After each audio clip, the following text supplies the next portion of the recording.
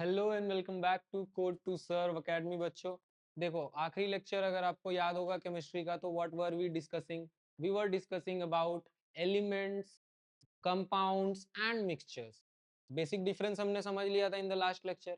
और अगर आप आए हो आज पहले यही लेक्चर देख रहे हो, तो मेक श्योर करना कि वो लेक्चर जाकर देख लेना, या पहले वो लेक्चर देख लेना देन ये लेक्चर अटेंड करना, तो आपको अच्छे से समझ में आएगा पूरा। ठीक है, चलो भाई, हमने ये पता कर लिया था कि एलिमेंट, मिक्सचर और कंपाउंड्स ये बेसिकली कैसे कैसे डिफरेंट है, what are pure substances, what are impure substances. And then फिर पता चला था कि ये जो इम्प्योर सब्सटेंसेस है कॉल्ड मिक्सचर, इनमें जो डिफरेंट कॉन्स्टिट्यूएंट पार्टिकल्स होता है, इन पार्टिकल्स को हम सेपरेट कर सकते हैं by different process. Now the question is why different process, why not a common process? क्यों? क्योंकि भाई सारा अलग अलग मिक्सचर्स में मौजूद जो कॉन्स्टिट्यूएंट्स होता है, उनका प्रिंसिपल प्रॉपर्टीज डिफरेंट देखने को मिलता है, और उन प्रॉपर्टीज के आधार पर सेपरेट करने के लिए डिफरेंट डिफरेंट टेक्निक्स का इस्तेमाल करते हैं। अभी एक एक करके सारे टेक्निक्स को हम लोग देखेंगे तो समझ तो जाएंगे ही, है ना। नाउ क्यों सेपरेशन का जरूरत पड़ता है, इसके बारे में भी बात किया था हमने। टेकिंग 5 मिनट्स, थोड़ा सा रिकैप करूंगा पीछे, ठीक है। देखो, क्या हमने बात करी थी कि 3 कारण होता है मेनली जिसके वजह से we need to separate the constituents. या तो कोई काम का कॉन्स्टिट्यूएंट होता है जिसे हमें ऑब्टेन करना रहता है, या तो कई बार कोई चीज जो है वो हार्मफुल या यूजलेस सा मिक्स्ड रहता है हमारे किसी काम के मीडियम में, जिसे हमें सेपरेट आउट कर देना रहता है ताकि वो यूजेबल हो जाए पर्टिकुलर चीज जो भी है।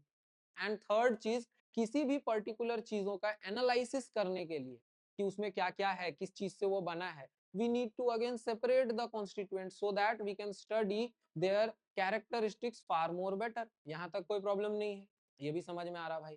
आज चलो स्टार्ट करते हैं समझना ये कि कैसे हम लोग डिफरेंट डिफरेंट तरीके के मिक्सचर में से जो कॉन्स्टिट्यूएंट पार्टिकल्स है उसे अलग कर सकते हैं। ठीक है, चलो बच्चा लोग देखो, पहला सबसे पहले तो हम लोग ये देखेंगे कि डिफरेंट डिफरेंट टाइप के मिक्सचर्स में अलग अलग प्रिंसिपल फॉलो करेंगे। फर्स्ट तरह का मिक्सचर हमारे पास यहाँ पर क्या दिख रहा है, सेपरेशन सॉरी, फर्स्ट तरह का मिक्सचर आज हम लोगों का स्टार्ट होगा फ्रॉम हियर। ठीक है, सेपरेटिंग टेक्निक्स में हम लोग पहले क्या देखेंगे भाई, सॉलिड्स को सॉलिड से ही कैसे सेपरेट करते हैं, यानी कि in some cases we might discover some mixture जहां पर 2 या 3 तरीके का सॉलिड्स आपस में मिक्स्ड है। अब उसको सेपरेट कैसे करें, तो फॉर सेपरेशन पहले आपको ये पता होना चाहिए कि यहाँ जो चीजें मिक्स्ड हैं इसको अलग करने के लिए कौन सा प्रिंसिपल यूज कर सकते हैं। लाइक डिफरेंट डिफरेंट प्रिंसिपल्स में से this is the first one, जिसे हम लोग विनोइंग कहते हैं। पता है ये विनोइंग बेसिक साइंस का कितना अच्छा एग्जाम्पल है, गांव के लोग भी ये विनोइंग जो है वो परफॉर्म करते हैं। ठीक है, आप देखो, अगर ग्रेन्स में जो चैफ होता है, यानी कि ग्रेन्स का जो भूसा होता है, ठीक है, उसको अगर ग्रेन्स से अलग करना है तो बड़ा मुश्किल का काम है भाई। इतने मुश्किल के, इतने छोटे छोटे ग्रेन्स में से ये सारा भूसा अलग कैसे होगा? लेकिन सिंपल एक साइंटिफिक दिमाग लगाने पर पूरा प्रोसेस बहुत इजीली हो जाता है। गांव में लोग क्या करते हैं, हवा का इस्तेमाल कर लेते हैं, जिससे कि ग्रेन्स और उसका शाफ्ट अलग हो जाता है। कैसे भाई, समझो, ग्रेन्स जो है वो भारी होता है और उसमें मौजूद भूसा हल्का होता है, जिसके वजह से जब एक हाइट से ग्रेन और भूसे को एक साथ गिराया जाता है, तो एक साथ गिरने के बावजूद भी हवा एक डायरेक्शन से उसमें देना पड़ता है। या तो आप फैन लगा दो, या तो नेचुरली विंड है तो भी कोई प्रॉब्लम नहीं है। उससे क्या होगा, भारी ग्रेन का पार्टिकल ऊपर से नीचे गिरते हुए सीधे गिरेगा, और जो हल्का पार्टिकल्स होगा भूसा का, वो हवा के वजह से थोड़ा दूर जाकर के कैरी होकर डिपॉजिट हो जाएगा। इससे देखो कितने आसानी से हमने एक हल्के और भारी पार्टिकल को अलग कर लिया। यानी कि विनोइंग जो है वो कहां पर यूज हो सकता है, जहां पर एक जो सॉलिड है वो हैवी है एंड दूसरा सॉलिड जो है वो क्या है, वेरी लाइट देखने को मिल रहा है। ठीक है, यहाँ पर जो सेपरेशन है वो किसके मदद से किया जाता है, सेपरेशन जो है वो अचीव किया जाता है by the help of wind. ठीक है, टेक्निक कहाँ यूज होती है, तो ये टेक्निक यूज होता है भाई गांव में या फिर किसी भी ऐसे जगह जहां पर ग्रेनरीज में से कोई ऐसा भूसा वगैरह जो है वो अलग करना रहता है। इसमें कोई इशू नहीं है, पहला टेक्निक हमें विनोइंग समझ में आ रहा है। ठीक है, चलो let us move to our next topic. Winnowing जो है वो तो काफी सिंपल था भाई, नेक्स्ट टेक्निक भी वैसा ही बड़ा सिंपल है। नेक्स्ट टेक्निक क्या है, हैंड पिकिंग। देखो, हैंड पिकिंग में बहुत मेहनत का काम है, मैनुअली। कहने का मतलब है कि मैनुअली जो भी आपको सॉलिड पार्टिकल्स एक साथ मिक्स्ड दिख रहा है, उसमें से जो छांट कर निकालना है वो मैनुअली हाथ से छांट छांट कर निकालना। करेक्ट, प्रोसेस क्या है ये तो समझ में आ गया।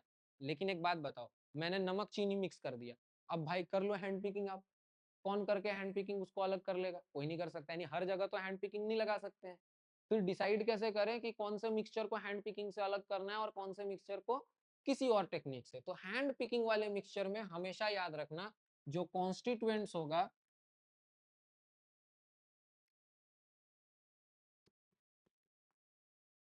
constituents will be visibly different. जो भी कॉन्स्टिट्यूएंट होगा वो कैसा होगा भाई, विजिबली अलग नजर आएगा, ठीक है। यानी कि आपको देखकर आसानी से पहले तो अंतर पता चलेगा, पहला ये चीज होना चाहिए। दूसरा, जो सेपरेटेबल सब्सटेंस है या सेपरेटेबल कॉन्स्टिट्यूएंट है वो क्या होना चाहिए, वो लेस इन अमाउंट होना चाहिए। बोले तो अगर समझो कोई बहुत सारा इम्प्योरिटी किसी चीज किसी मिक्सचर फॉर्म में अवेलेबल है और वहां से उतना सारा इम्प्योरिटीज में मुझे छांटना पड़ेगा, तो it is not possible by merely hand picking, ठीक है।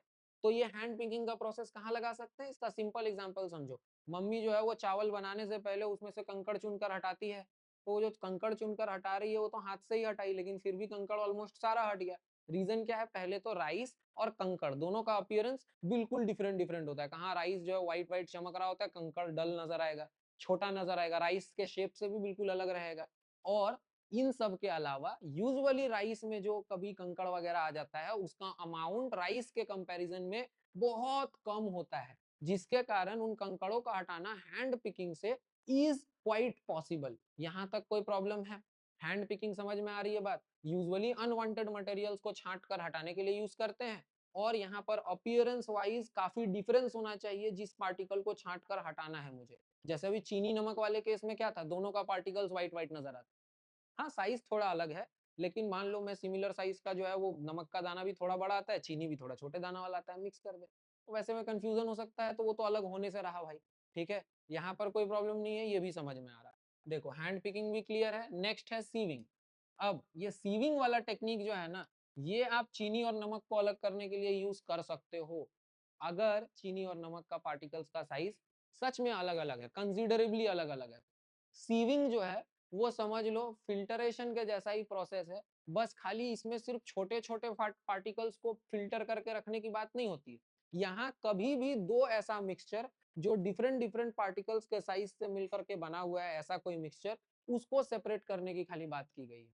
जैसे उदाहरण के लिए सीविंग जो है वो कैसे सिमिलर है, देखो मान लो कहीं जो है वो सैंड वगैरह आता है कंस्ट्रक्शन के लिए, तो उस सैंड में बहुत सारा पेबल्स और बहुत सारा बड़ा बड़ा कंकड़ होता है जो कि कंस्ट्रक्शन में बेसिकली यूजलेस होता है। हमें रेत जो है वो फाइन पार्टिकल्स चाहिए होता है, तो उन बड़े पार्टिकल्स को छांट के हटाने के लिए हम लोग बड़े साइज का या जिस साइज का ग्रेन्स चाहिए मुझे, जिस साइज का रेत चाहिए उस साइज का एक छन्नी या जाली लेकर आते हैं, उस जाली में से ट्रांसफर करते हैं पूरे रेत को, जिससे क्या होता है सारा बड़ा पार्टिकल जो है वो पीछे छूट गया और छोटा पार्टिकल ही सिर्फ पार हो पाया। तो सीविंग का टेक्निक जो है वो डिफरेंट साइज के पार्टिकल्स को एक दूसरे से अलग करने में बहुत मदद करता है। उदाहरण के लिए आप ये समझो, यही सीविंग का प्रोसेस, ये तो रेत छोटी बात हो गई, मैं बड़े चीजों के बारे में बात करूं, अगर बड़े चीजों के बारे में, रेत से बड़ा बहुत बड़ी चीजों की बात नहीं कर रहा हूँ। मान लो कोई फूड इंडस्ट्री है, कोई ऐसा एग्रीकल्चरल कंपनी है जो बेर का प्रोडक्शन करता है, ठीक है। नाउ आपको पता है ना कि एग्रीकल्चर में भी जो चीजें प्रोड्यूस होती है उसको सॉर्टिंग करके बेचा जाता है। ऐसा नहीं है कि सारा जो प्रोड्यूस आया उसको एक जगह जमा किया और बेच दिए। जब आगे आगे लेवल तक बिकता है तो वो quality wise, size wise, appearance wise वो बैचेस में बढ़ जाता है, जिसके वजह से जो है बेटर प्रॉफिट हो सके बेचने वाले को, ठीक है। तो ये डिफरेंट डिफरेंट साइजेस में अगर हम मुझे बेर को जो है वो अरेंज करना है या स्ट्रॉबेरीज को अरेंज करना है, तो ये सीविंग प्रोसेस जो है वो, स्ट्रॉबेरी तो चलो डेलिकेट होता है, बेर में ये सीविंग प्रोसेस हम लोग कर सकते हैं। पर्टिकुलर साइज का भाई छन्नी बना दिए या जाली बना दिए और सारे बेर को उस पर से गुजारना है, जिससे क्या होगा, अगर 3 साइज का हमने कन्वेयर बेल्ट बनाया तो सबसे ऊपर वाले कन्वेयर बेल्ट में बड़ा साइज वाला रुक जाएगा, उससे छोटा वाला नीचे फॉलो अप हो जाएगा, यहाँ से आगे ट्रेवल करते करते उसके नीचे वाला में भी मूवमेंट होता रहेगा, तो उससे भी जो छोटा वाला होगा उससे नीचे चला जाएगा। ग्रेड वाइज देखो अलग हो गया। काजू को अलग करना है तो भी ये चीज यूज हो सकता है, कोई बादाम आमंड्स वगैरह अलग करना है वहां भी ये यूज हो सकता है, इसमें कोई प्रॉब्लम नहीं है। सीविंग बेसिकली बड़े पार्टिकल्स हो छोटे पार्टिकल्स हो फिल्ट्रेशन जैसे प्रोसेस से अलग हो जाता है, ठीक है। इसमें सबसे जरूरी बात क्या है, इसमें सबसे जरूरी बात है difference in the size of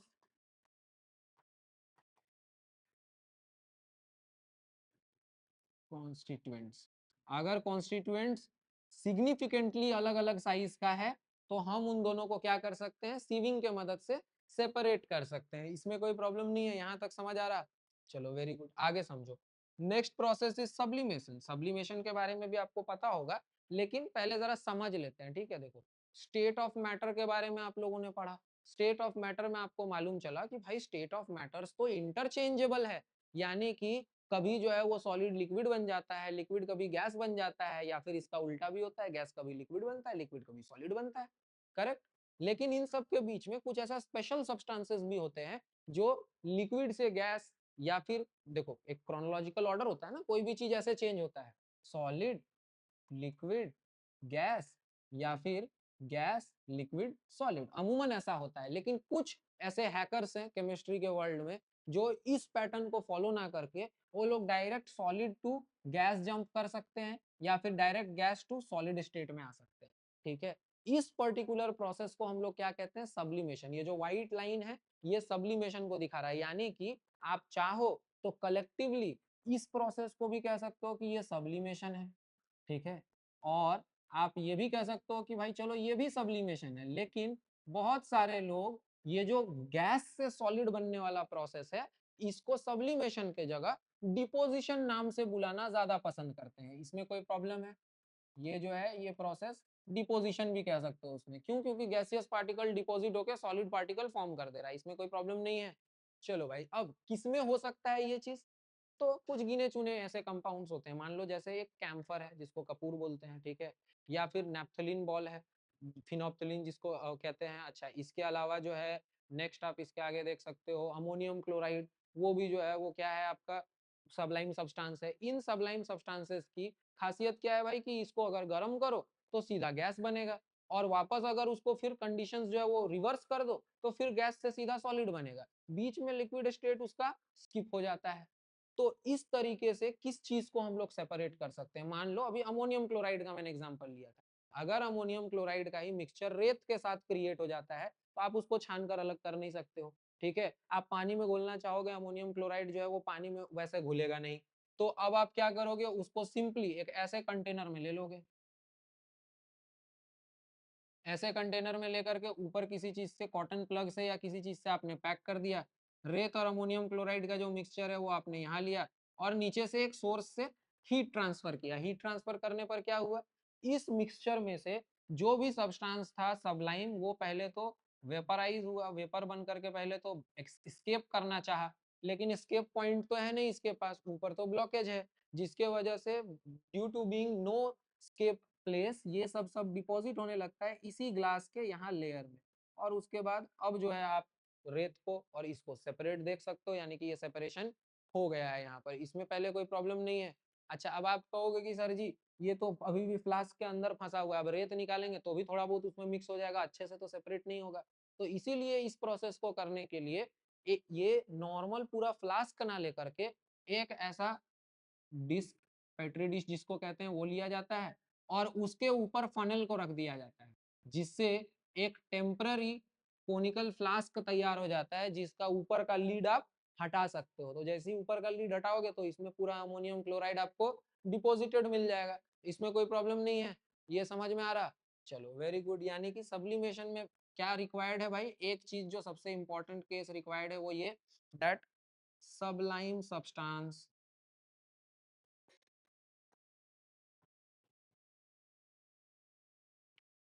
must be involve. यानी कि अगर कोई सबलाइन सब्सटेंस इन्वॉल्व है तब आप वहां पर सब्लिमेशन का प्रोसेस जो है वो लगा सकते हो, इसमें कोई प्रॉब्लम नहीं है। यहाँ तक समझ में आ रहा है? चलो वेरी गुड, यहाँ से भी आगे बढ़े। देखो, सब्लिमेशन के बाद we have magnetic separation. Again ये मैग्नेटिक सेपरेशन हर जगह काम तो नहीं करने वाला है, ये कुछ रेयर जगहों पे काम करेगा। कहाँ? तो there are some magnetic substances, कुछ ऐसे मेटल्स है जो मैग्नेट के तरफ अट्रैक्ट हो जाते हैं, लाइक आयरन है, निकल है, ठीक है। ये आयरन निकल जैसे मेटल्स जो है ये क्योंकि मैग्नेट में अट्रैक्ट हो जाते हैं, तो इनके पार्टिकल्स को किसी भी मिक्सचर के बीच में से एक मैग्नेट के मदद से क्या किया जा सकता है, सेपरेट किया जा सकता है, इसमें कोई प्रॉब्लम नहीं है। Like there are also some iron particles in sand, ठीक है।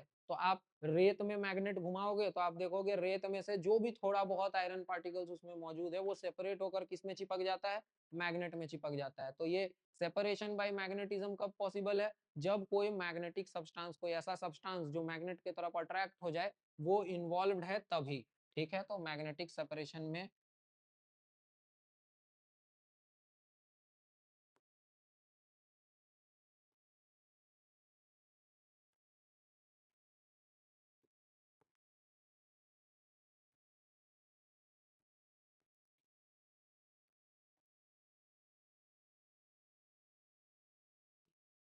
इस तरीके का जब मेटल्स यहाँ पर शामिल रहेगा और इनको सेपरेट करना होगा, तब वैसे केस में हम लोग यूज करेंगे मैग्नेटिक सेपरेशन का। यहाँ तक कोई प्रॉब्लम नहीं है, इज इट क्लियर? चलो भाई यहाँ से भी आगे बढ़े अब हम लोग। देखो अगला है कि अब की बार ना कुछ इनसॉल्युबल सॉलिड्स है जो किसी लिक्विड मीडियम में मौजूद है, इसको मुझे सेपरेट करना है। तो इसको सेपरेट करने के लिए क्या किया किया जा सकता है, ठीक है। देखो फर्स्ट ऑफ ऑल हम लोग एक टेक्निक यूज कर सकते हैं, सेडिमेंटेशन एंड डिकांटेशन। ठीक है, ये सेडिमेंटेशन एंड डिकांटेशन कब कर सकते हैं वो समझो पहले। अगर मिक्स नहीं हो रहा है दो चीज, तो यानी कि हो सकता है कि बहुत अच्छे तरीके से बिल्कुल ही मिक्स ना हुआ हो। जैसे रेत डाले, रेत का बड़ा बड़ा पार्टिकल्स कितना भी मिला दिए तो रेत का पार्टिकल्स टिकेगा ही नहीं ऊपर, थोड़ी देर में नीचे ही सेटल हो जाएगा। करेक्ट। वैसे चीजों को जो बहुत आसानी से सेटल हो जाता है नीचे लिक्विड मीडियम में मिलाने के बाद, उसको आप इस टेक्निक से जो है सेपरेट कर सकते हो, दैट इज सेडिमेंटेशन एंड डिकांटेशन। क्या करना रहता है इसमें, सपोज करो कि अब की बार हमने ना एक सॉल्यूशन ले लिया है जिसमें क्या है, जिसमें सैंड एंड वाटर मिक्स्ड नजर आ रहा है, ठीक। या फिर आप कह लो कि चौक पार्टिकल और वाटर मिक्स नजर आ रहा है, जिसको भी मैच करवाना है। देखो तो जब हमने मिक्स किया तब तो पार्टिकल्स कुछ इस तरीके से दिख रहा था कि हाँ भाई पूरे पानी को इसने गंदा कर दिया है, ठीक है। लेकिन जैसे ही थोड़ी देर के लिए मैं इसे छोड़ूंगा, तो थोड़ी देर के लिए छोड़ने पर क्या होगा, धीरे धीरे करके सारा पार्टिकल जो पूरे पानी में फैला हुआ था वो अब नीचे आकर सेटल डाउन हो जाएगा। यहाँ पर कोई प्रॉब्लम है? ये जो प्रोसेस हुआ जहां पर पानी में मौजूद जो पार्टिकल्स था वो एक जगह जाकर के नीचे सेटल डाउन हो गया, क्यों? क्योंकि भारी था और मिक्स तो हुआ नहीं था वाटर के साथ। इस प्रोसेस को हम लोग सेडिमेंटेशन नाम देते हैं। इसको क्या कहते हैं? सेडिमेंटेशन। अब सेडिमेंटेशन तो हो गया, लेकिन सेडिमेंटेशन के बाद क्या, सेडिमेंटेशन के बाद अब इस पानी को तो मुझे सेपरेट करना है। तो बिना इसको डिस्टर्ब किए जब मैं इसी वाटर को क्या करूंगा, धीरे धीरे करके एक दूसरे कंटेनर में ट्रांसफर करूंगा, तो उस प्रोसेस को मैं क्या कहने लग जाऊंगा, डिकांटेशन। क्या कहूंगा? डिकांटेशन। इसमें कोई प्रॉब्लम नहीं है।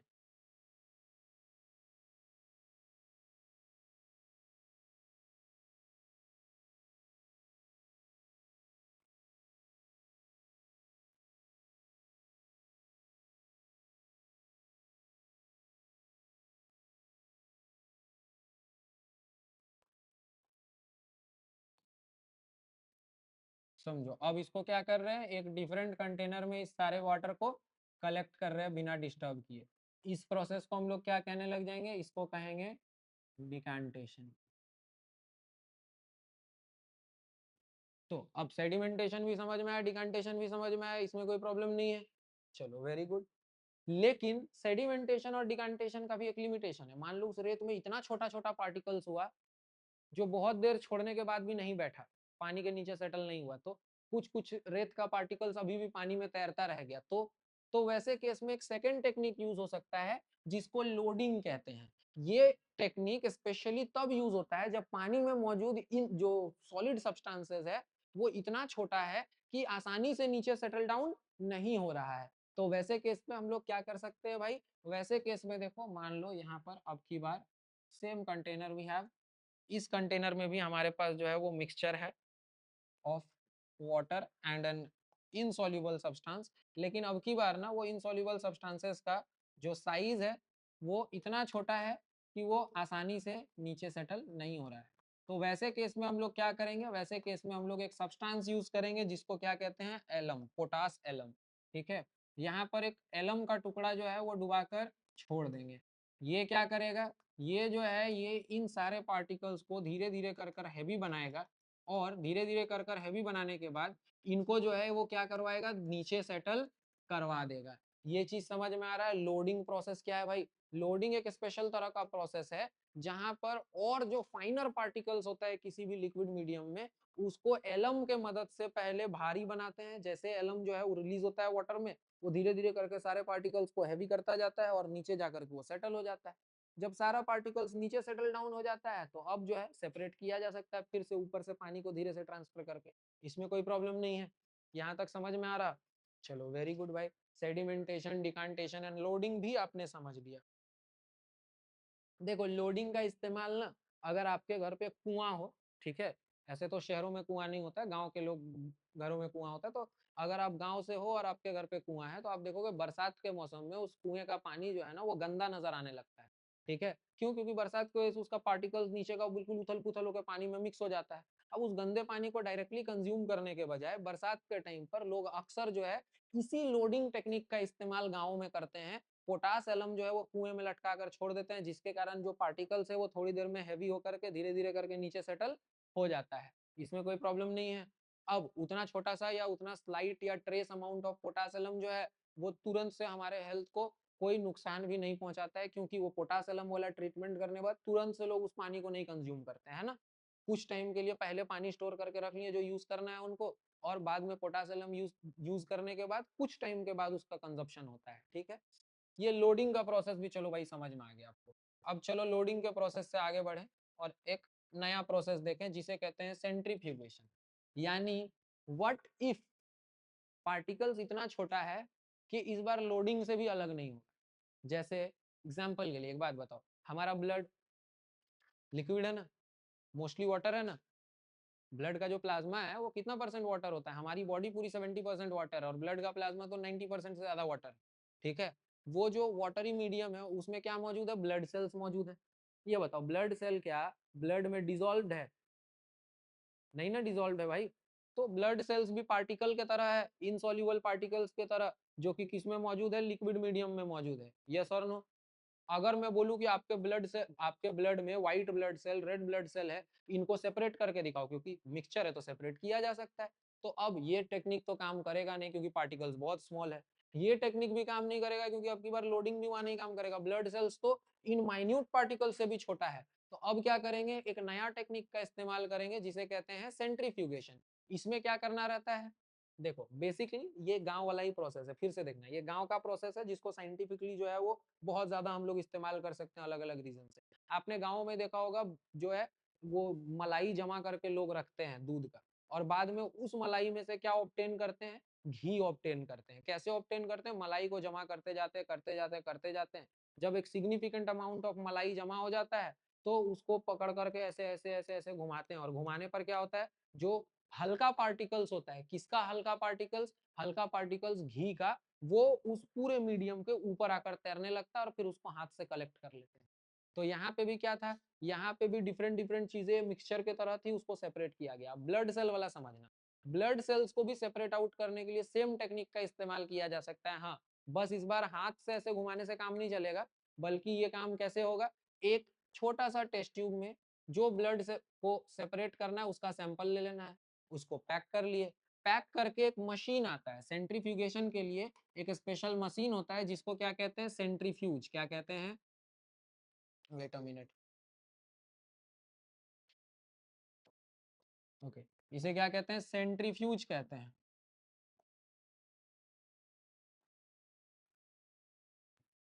देखो ये जो सेंट्रीफ्यूज है ना, ये एक ऐसा मशीन है जिसमें इस टेस्ट ट्यूब को डालने के बाद जैसे ही बटन दबाओ ये इसको तेजी से घुमाने लगेगा।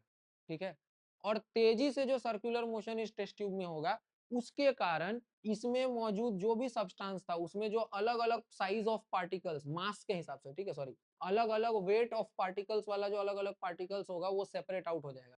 सबसे भारी वाला पार्टिकल सबसे नीचे जमा हो जाएगा। ठीक है, सबसे नीचे कौन होगा? जो हेवीएस्ट होगा वो सबसे नीचे आ जाएगा। ठीक है, जबकि जो सबसे ज्यादा लाइटेस्ट होगा वो सबसे ऊपर जा करके जमा हो जाएगा। ये चीज समझ में आ रहा है? लेयर्स में कैसे करके ये सेपरेट आउट हो गया, इसमें कोई प्रॉब्लम है? अब हमारे ब्लड की बात की जाए तो सबसे भारी उसमें देखने को मिलेगा रेड ब्लड सेल, सबसे नीचे दिखेगा। उसके ऊपर दिखेगा व्हाइट ब्लड सेल का लेयर, और उसके ऊपर फिर आपको देखने को मिलेगा जो है वो प्लेटलेट्स का layer, and then finally plasma का लेयर।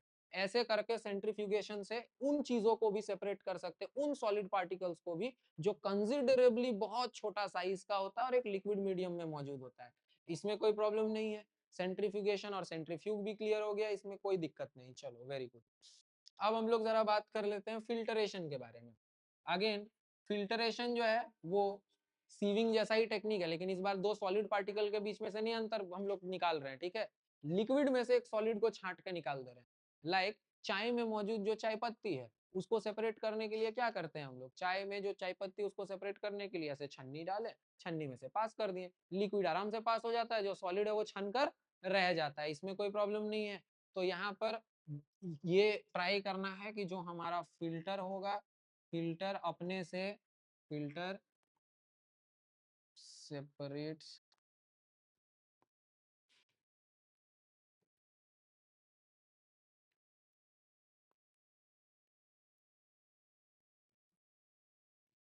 देखो फिल्ट्रेशन का प्रोसेस ऐसे तो हम लोग कहते हैं ना कि फिल्ट्रेशन का एक लिमिटेशन है। लिमिटेशन यानी कि एक सिग्निफिकेंट साइज के पार्टिकल्स तक को ही जो है वो रोक सकता है, क्योंकि आप छन्नी कितना ही छोटा बना सकते हो, कितना छोटा पार्टिकल्स के लिए आप छन्नी बना सकते हो, ठीक है। लेकिन स्टिल अभी के टाइम तक हम लोग इस किस्म का फिल्ट्रेशन टेक्निक्स बना लिए हैं जो कि अच्छे खासे अमाउंट में छोटे से छोटे पार्टिकल्स को जो है वो फिल्टर कर सकता है। जिसमें फिल्ट्रेशन में यूज होने वाला एक कॉमन अपैरेटस जो है वो होता है फिल्टर पेपर। फिल्टर पेपर जो है वो बेसिकली टिश्यू पेपर जैसा दिखने वाला या टेक्सचर वाला सब्सटेंस होता है, जो कि ऐसे सर्कुलर शेप में आपको मिलेगा। इस सर्कुलर शेप वाले इस पूरे फिल्टर पेपर को हमें ऐसे पहले फर्स्ट हाफ यहाँ से फोल्ड कर दिए, यहाँ से फोल्ड करने पर ये ऐसा हो गया सेमी सर्कल, फिर इसको यहाँ से फोल्ड कर दिए तो ये बन गया कुछ ऐसा, पिज्जा के एक स्लाइस के जैसा।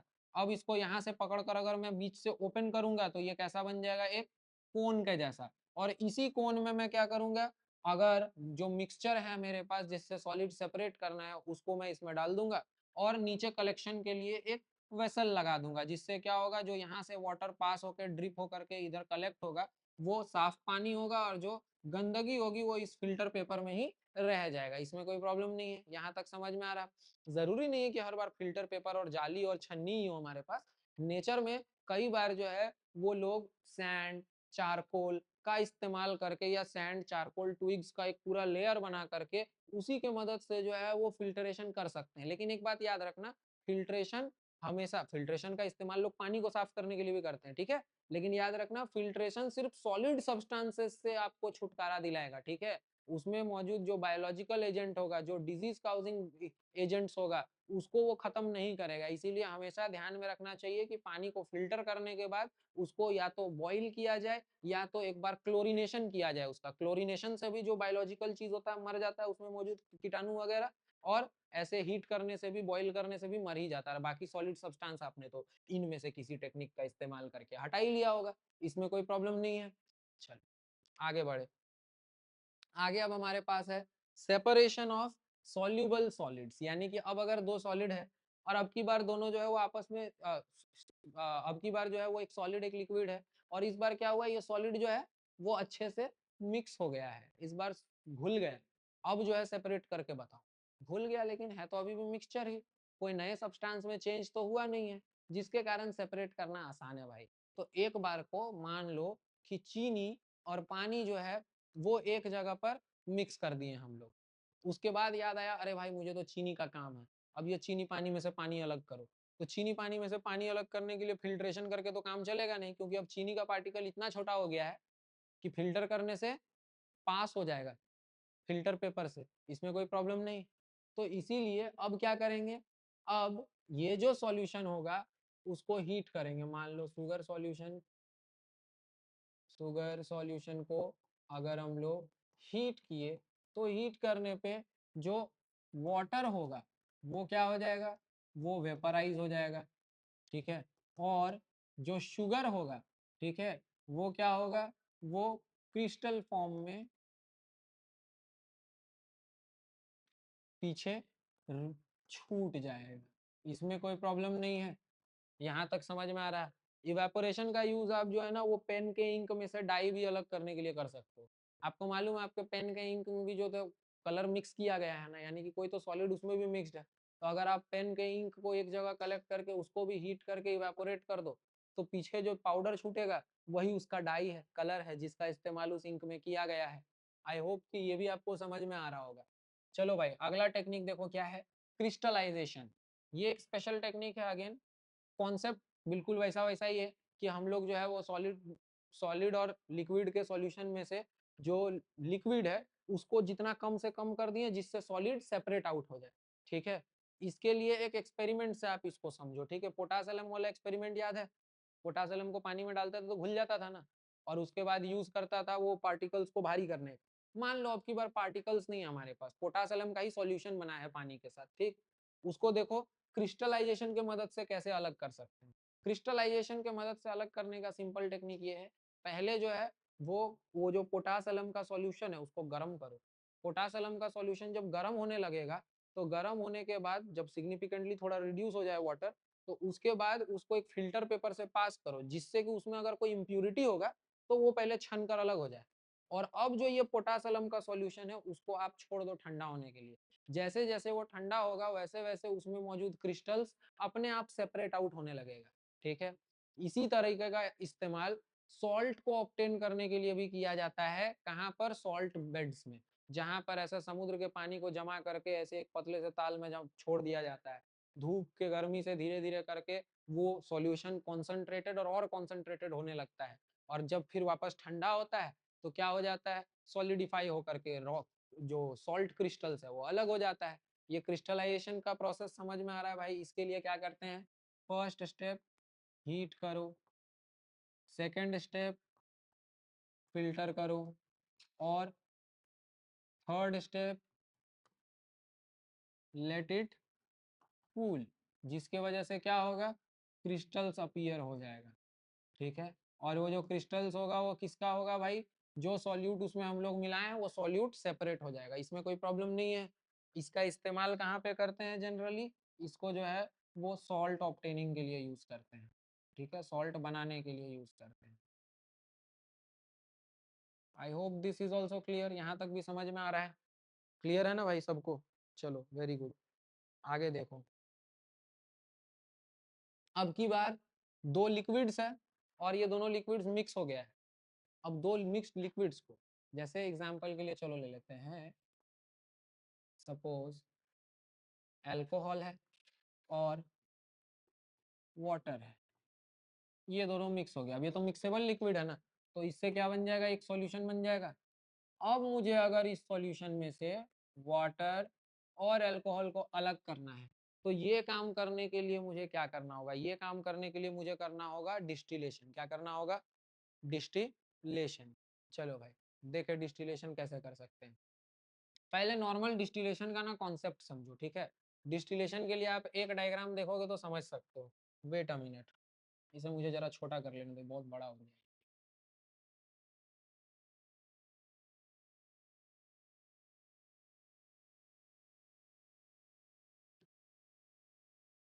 ठीक है, चलो देखो ये डायग्राम देखो और समझो। मान लो इस सॉल्यूशन में से मुझे अल्कोहल वाटर अलग करना था, तो ये याद रखना कि अल्कोहल का जो बॉइलिंग पॉइंट होता है वो क्या होता है? Lower than water. क्या होता है? लोअर देन वाटर, यानी कि वाटर 100 डिग्री सेल्सियस पे जा करके वेपर वेपर में कन्वर्ट होता है। अल्कोहल जो है वो 100 डिग्री से कम, 70 डिग्री के राउंड फिगर में जा करके 70-75 समथिंग है, I am not recognising it right now. तो उतने में जा करके ये क्या करता है? वेपराइज हो जाता है। ठीक है, अल्कोहल, जबकि वाटर जो है इसका बॉइलिंग पॉइंट कितना है भाई? 100 डिग्री सेल्सियस। ठीक, तो अगर सपोज करो मैं एक ऐसा सिस्टम क्रिएट करता हूँ, मान लो ये हमारे पास एक कंटेनर है, इस कंटेनर में मैंने वो मिक्सचर जो सॉल्यूशन था वो मैंने डाल दिया है अभी, जिसमें कि अल्कोहल भी है और वाटर भी है। और इसके बाद इस सिस्टम को मैं ऐसे एक ट्यूब के साथ कनेक्ट करता हूँ और नीचे से गरम करने लग जाता हूँ। अब जब मैं इसको नीचे से गरम करूंगा, तो गरम करते हुए इस बात का खास ख्याल रखूंगा, यहाँ एक थर्मोमीटर या टेम्परेचर रेगुलेट करने वाला डिवाइस लगा दूंगा, जिससे कि टेम्परेचर को मैं 70 टू 80 के बीच में ही मेंटेन करो। टेम्परेचर कितना मेंटेन होना चाहिए? 70 टू 80 के बीच में ही मेंटेन होना चाहिए।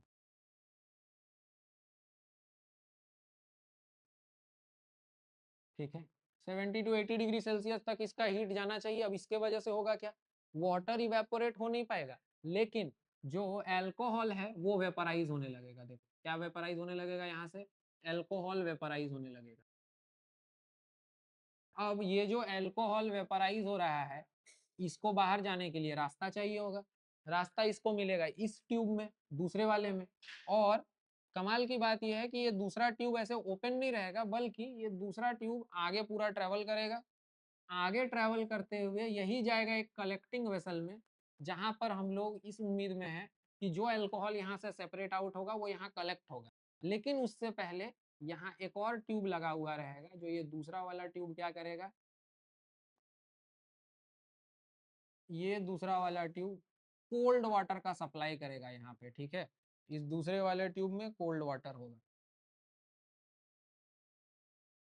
अब समझो, यहाँ से जब गरम गरम भाप जो है अल्कोहल का, वो निकल करके इस ट्यूब में ट्रेवल करेगा, तो यहाँ आकर के अगल बगल ठंडे पानी के कांटेक्ट में होने के कारण वापस से क्या हो जाएगा, कंडेंस हो जाएगा, और फिर से क्या बना देगा, अल्कोहल का ड्रॉपलेट्स। और वही अल्कोहल का ड्रॉपलेट्स यहाँ पर कलेक्ट हो जाएगा। धीरे धीरे करके यही प्रोसेस जब चलता रहेगा चलता रहेगा चलता रहेगा, तो क्या होगा, इस सॉल्यूशन में से यहाँ पर सिर्फ और सिर्फ वाटर बच जाएगा, और उस साइड जो है वो क्या हो जाएगा, अलग बिल्कुल। ये जो अल्कोहल है वो बिल्कुल अलग हो जाएगा। इधर सिर्फ वाटर रह गया, और इधर देखो, इधर आ गया अल्कोहल। इसमें प्रॉब्लम नहीं है।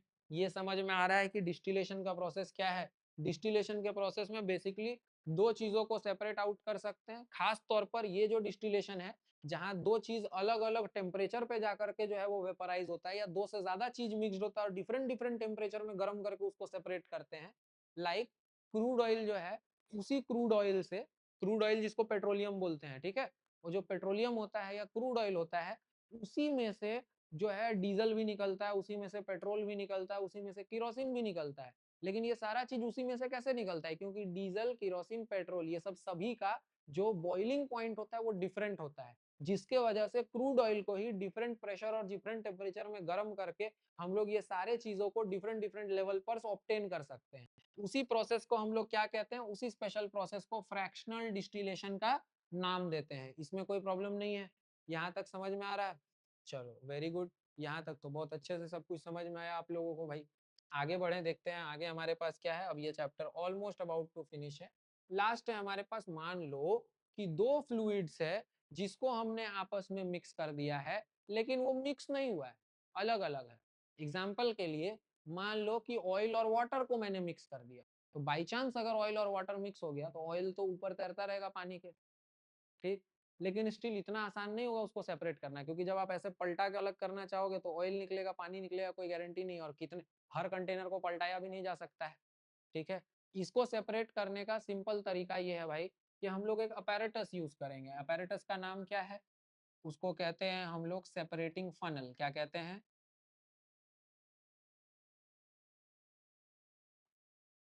Separating funnel.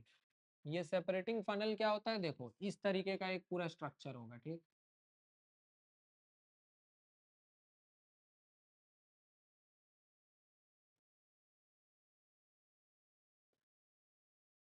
देखो इस तरीके का पूरा स्ट्रक्चर होगा, जिसमें कि आप यहाँ पर पहले नल को बंद करो।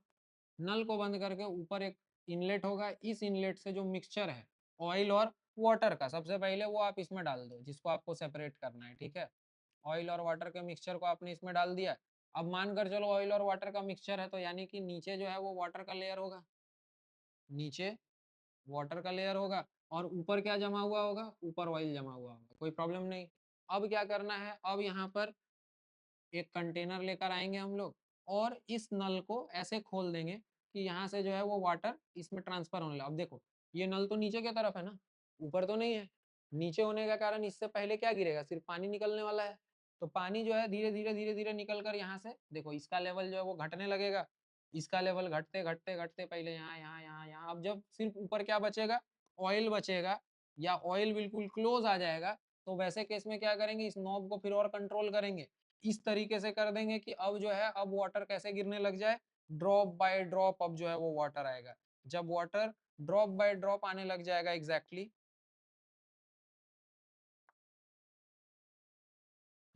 जब वाटर जो है वो ड्रॉप बाय ड्रॉप आने लग जाएगा एग्जैक्टली देखेंगे जिस पॉइंट पे मेरा जितना वाटर निकल सकता था निकल गया, अब जो है इस नॉब को बंद कर देंगे अच्छे तरीके से। एंड क्या देखेंगे, फाइनली हमारा ये सेटअप जिसमें कि नीचे पानी और ऊपर ऑयल था उसमें अब सिर्फ क्या बचा रह जाएगा, अब सिर्फ और सिर्फ जो है वो इसमें ऑयल कलेक्टेड रह जाएगा। इसमें कोई प्रॉब्लम नहीं, ऑयल सेपरेटिंग फनल के अंदर रह गया और वाटर जो है वो बाहर निकल कर कलेक्ट हो गया। यहाँ तक कोई इशू है किसी बच्चे को समझने में, यहाँ तक सभी को समझ में आ रहा ना भाई? देखो अब इसके आगे की बात करूं तो इसके आगे की बात ऐसी है कि अब इतना जो सेपरेटिंग टेक्निक्स हम लोग पढ़ लिए, जरूरी नहीं है कि रियल लाइफ में डायरेक्ट एज इट इज ये अप्लाई हो जाए। हो सकता है रियल लाइफ में आपको सेम इस तरह का कंडीशन ना मिले, दो से ज्यादा चीजें आपस में मिक्सड हो, तो वैसे केस में आपको अपने दिमाग का इस्तेमाल करना है और क्या करना है, कॉम्बिनेशन ऑफ सेपरेटिंग टेक्निक्स भी आप लगा सकते हो। जैसे एग्जांपल के लिए मान लो कि कहीं पर एक मिक्सचर है जहां पर अमोनियम क्लोराइड, सैंड और आयरन फिलिंग तीनों मिक्स है। अब आप देखोगे कि कोई भी एक सेपरेशन टेक्निक जो है वहां उसको अलग नहीं कर पाएगा। ठीक, तो क्या कर सकते हैं भाई हम लोग, मैग्नेटिक सेपरेशन से आयरन अलग कर लेंगे और फिर सब्लिमेशन के टेक्निक से अमोनियम क्लोराइड अलग कर लेंगे। इसमें कोई प्रॉब्लम है? यानी कि हम लोग जो है वो कॉम्बिनेशन ऑफ सेपरेशन टेक्निक्स भी लगा सकते हैं if required. No problem till here. चलो भैया, तो ये लेक्चर था यहाँ तक। ये था आपका चैप्टर जहाँ पर हमने पढ़ा अबाउट एलिमेंट्स, कंपाउंड्स, मिक्सचर, और साथ में हमने ये भी देखा कि मिक्सचर्स में अलग अलग तरीके के मिक्सचर को कैसे हम लोग सेपरेट करते हैं based on it's constituent properties. इसमें कोई प्रॉब्लम है? नहीं है। चलो वेरी गुड, अगर आपको लेक्चर पसंद आया हो वीडियो को लाइक करना, चैनल को सब्सक्राइब करना। मिलता हूं मैं आपसे फिर किसी और लेक्चर में। Till then bye bye.